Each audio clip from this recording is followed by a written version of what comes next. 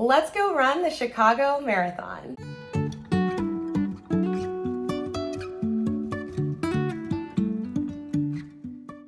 Hello and welcome to the start of my Chicago Marathon vlog. I am so excited to be kicking off this video today because I will be running my very first Chicago Marathon, which will also be my very first World Major Marathon. So we are very, very excited, a lot of nerves, but very excited for this weekend. Today is Friday, October 11th, so we have just 2 days until race day. We've already begun the preparations, but today I will be kicking off the vlog at Expo. So we're gonna be picking up the bib, we're gonna be doing some photo ops. It's gonna be a great time over in downtown Chicago. We will actually be staying in downtown Chicago at the Courtyard Marriott for the next couple of nights. That way we are nice and settled by race day on Sunday morning. My parents actually flew into Chicago on Wednesday night, so we went ahead and picked them up from the airport, and they've been hanging out with us here at the house. Last night, my mom and I actually made some posters for them to hold up during the marathons, so that way they can fully take part in all of the spectator festivities.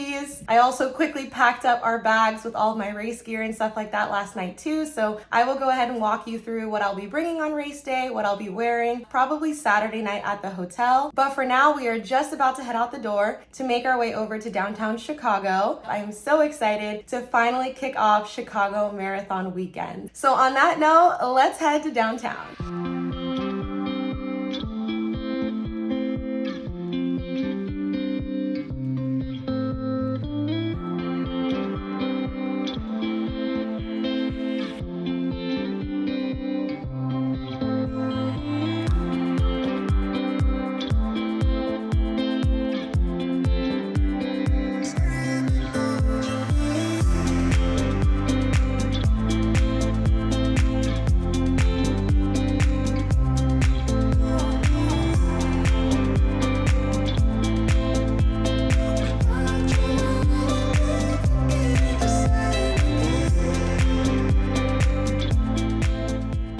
Checking in again. We just got back from the expo, just checked into our hotel, kind of settling in. Before we move on to our dinner reservation later tonight, I did want to quickly check in to show you guys a quick little expo haul and a recap of what the experience was like. It was over at the McCormick Place, which I have been there for a different convention in the past. It's this really huge hall right along Lake Michigan, and so it was the perfect venue for something like this. There were a ton of people there. The first thing we did when we entered the hall is go over to the packet pickup area where you pick up your bib. This is what this year's bib looks like. I am in Corral N, which is the very last corral, back of the pack, Pride. And there's a sticker at the top that indicates that I'm part of the Chicago Distance Series. I folded over the top part, which has like your gear check tab, as well as like a redeem for one beer Michelob Ultra. After we picked up the bib, we went into the actual expo hall, which was huge. They have the free participant shirts at the very back intentionally, so that way you have to walk amongst all the exhibitor booths.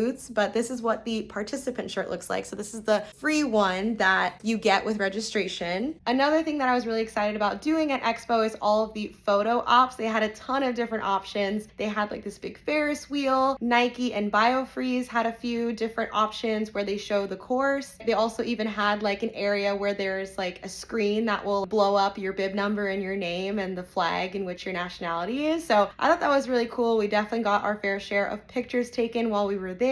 Along with the free participant t-shirt, you also get your gear check bag that is actually also filled with a bunch of free stuff. So I'll walk you guys quickly through what we were given. Propel electrolytes, deodorant, Dude shower wipes, which I do bring body wipes after races, so it was nice that they thought of that. And then they also gave us a sports belt sponsored by Shocks. Thought that was a fun surprise. In addition to the freebies that were in the gear check bag, there's also, of course, a lot of freebies getting handed out amongst all the different exhibitor booths. One of the ones we stopped by was BioFreeze. They were giving away these packets. Gatorade was also handing out the Gatorade lights for hydration. The last freebie that we got was over at Saucony. Cowbells.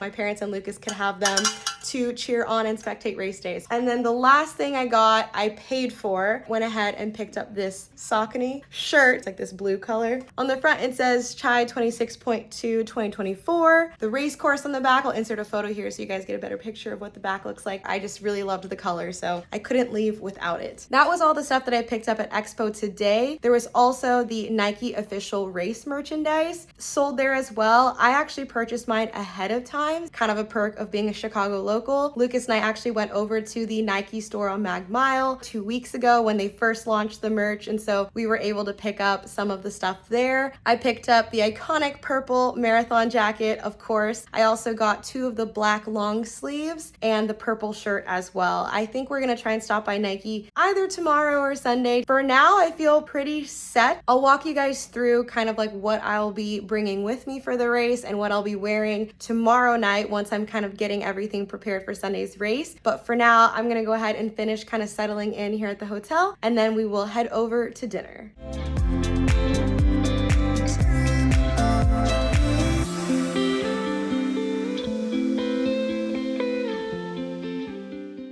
Hello, it is the next day. Last I left you guys, we just had dinner over at an awesome Italian restaurant just up the road from our hotel. I carb loaded as much as I could. Ended up going to bed pretty early last night. It's actually been almost a full day since I last vlogged. This morning we had breakfast, made our way over to the Bean, also made our way over to the Nike store on Mag Mile because I heard that the finisher jacket and just the finisher gear in general were released today, and Lucas and I made our way over there to wait in line. We thought it would take quite a while to get through, but ended up only taking us 15 minutes, even with the line wrapped around the building. I was able to get all the finisher gear that I wanted. Did get 2 of the finisher jackets. I got one in a men's extra small and the women's in medium. They're slightly different. I also got the finisher shirt and I got the really cute finisher quarter zip as well. So I am very excited about all the gear that I was able to get. It's just one less thing to worry about tomorrow. After we stopped over at the Nike shop, we got a quick lunch over at a ramen place also by our hotel, and then we settled in for the evening. I am now kind of getting everything ready. I got my flat lay laid out. I have all my stuff packed in my fanny packs. We are almost ready for race day. So far, the weather forecast is desirable conditions for a marathon. The weather is predicting mid-50s to mid to high 60s for at least the time that I will be racing the marathon. Fingers crossed that is the case because that is desirable conditions. As for what I'll be wearing, I did settle on a tech t-shirt that I got custom made. It says 26.2 with my name Jenilyn on the front, and then on the back it has a quote that is very special to me. In addition to me having a custom shirt, I also got Lucas and my parents all matching shirts. They have the same purple race tech t-shirt, but on the front it says Jenilyn's 26.2 crew, which I thought would be fun, team camaraderie, but also that way it makes it a little bit easier for me to spot them in the crowd. For the rest of what I'll be wearing, I did decide on black Nike shorts. They are my go-to for marathons. Again, it might be a little bit chilly in the crowds in the morning, but I do think I will thank myself once I hit mile like 5 and up for wearing shorts, so I'm just gonna stick with it. I will be wearing my Hoka Clifton 9s, and then the usual headband, fanny pack, feature socks, all that good stuff. Okay, so I think that is pretty much all I have for you as for an update. We're gonna go ahead and have dinner here at the hotel. I'm gonna carb load with some more pizza, and then we're just gonna try and rest and stay off our feet for the rest of the evening. I'm gonna go ahead and get some rest, and I will see you guys tomorrow for race day.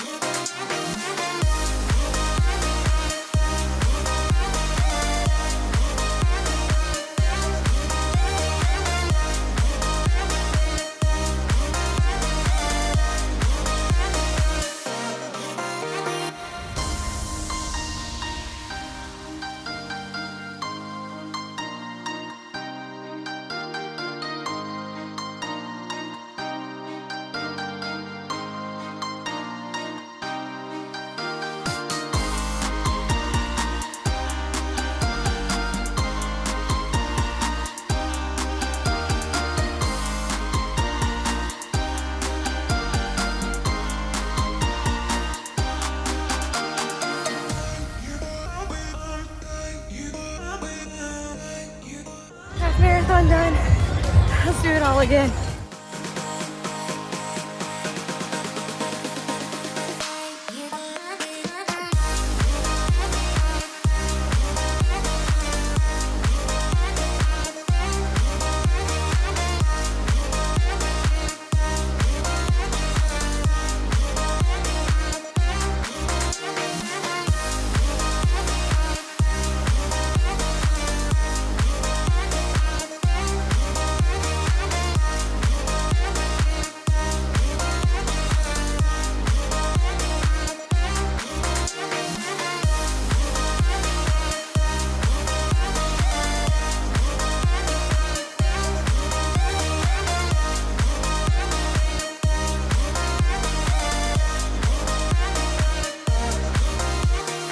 First world majors, 26.2 in the bag. Let's go.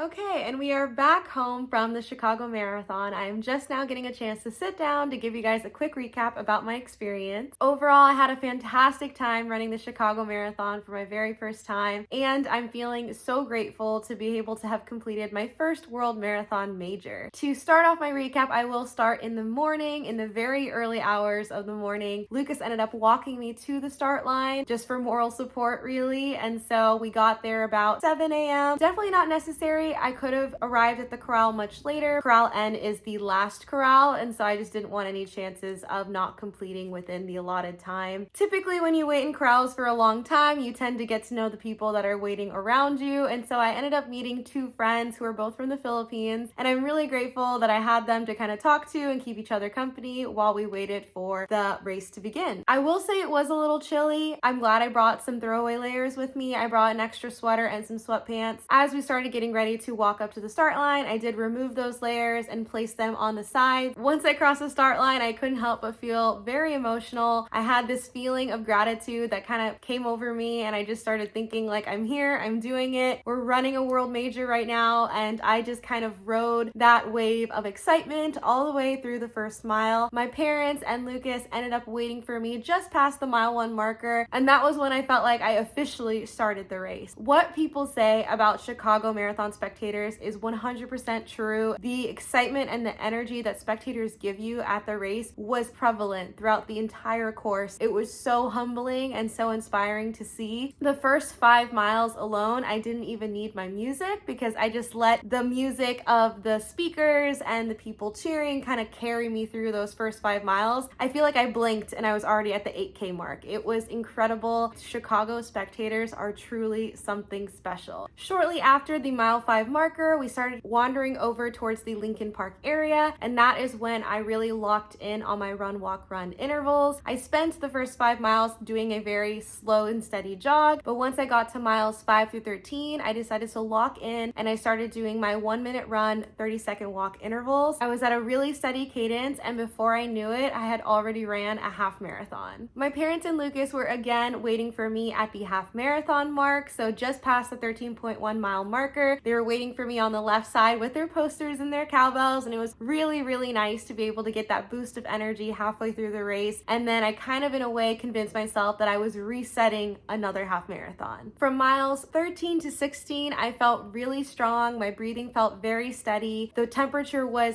fantastic, mid to high 50s with a nice breeze. As someone who is very used to running marathons at Disney World, around mile 16 is when the sun burns through the clouds and you're feeling the heat. And so it was a really nice change of pace to be able to experience a marathon in the 50s and 60s versus like humidity in the 70s. And so I felt like I was flying because of it. Usually when I run marathons, I typically hit my wall of exhaustion at around mile 15 or 16. During this race, I actually didn't hit it then. I still felt like I was on mile 6. I felt so great. I really do think it had a lot to do with the weather. At this point, I was looking down at my Garmin and I was actually actually projected to run an hour's difference in terms of a PR. But of course, like many races, things didn't quite go according to plan between miles 16 to 26. About a half a mile after the mile 17 marker, I experienced the worst leg cramp I've ever experienced during a run. I only had 9 miles left, and I didn't want a leg cramp to be what stopped me after running such a successful race this far. I went ahead and took a beat, limped over to the nearest light pole, and kind of stretched out my left quad. I only took about a minute or two to kind of reset, massage, and stretch my quad, but it definitely made a huge difference. Here was also when I had a very honest conversation with myself, and I knew that aiming for this PR and pushing through the injury was not going to be worth it, because I also have many other races planned in the next few months, and so I knew that it wouldn't be wise to push through. I decided to change my mindset into thinking that I had set myself up to be able to rest the last 9 miles. I took a Tylenol. I stopped at way more Gatorade stations than I normally do during my training runs. I also switched my intervals from 30-second run, 30-second walk, and honestly, I took my music out and I just started embracing the experience and decided to just be more present. The mindset again of another reset, and I told myself it was just a 10K. I really decided to just make the most out of those last few miles. So I did that. I was throwing my hands up, dancing to the music around me. I was high-fiving spectators. It was so much fun. At around mile 21, there was actually a biofreeze station, so I took advantage of that. I went ahead and stopped, and I'm glad it kicked in, because there was a point for the last 5K of my marathon where the wind definitely picked up. Like, it was to the point where runners were losing their hats because they were getting blown off their heads. I was literally running with my hand on my stomach, holding my bib down. I was so focused on that wind that I didn't really feel any more leg pain, and before I knew it, I was just past mile 25, where my family was again waiting for me to give me the quick last hug before I crossed the finish line. After seeing them, I felt so excited that I went ahead and ran the last bit of the race. I smiled at every photographer I could see. I flexed across the finish line. I was just so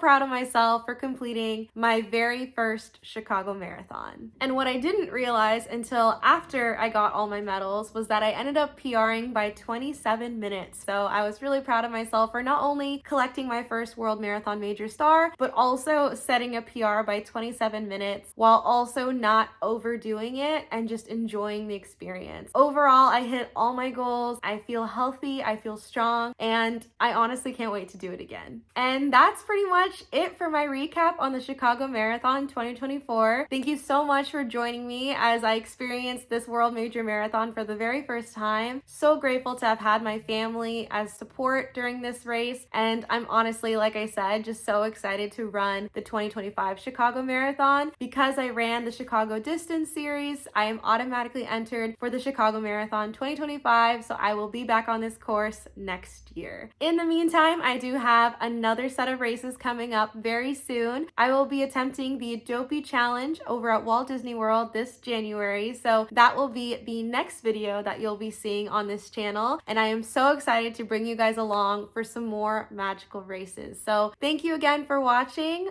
Until the next one, I'll talk to you guys soon.